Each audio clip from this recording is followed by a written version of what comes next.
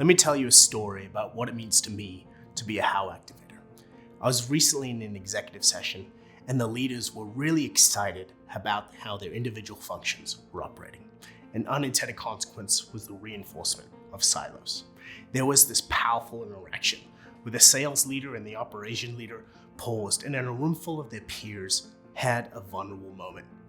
And I saw the value of the work we do, making the invisible visible, solving the avoided, and putting the organization first. And that all came to life.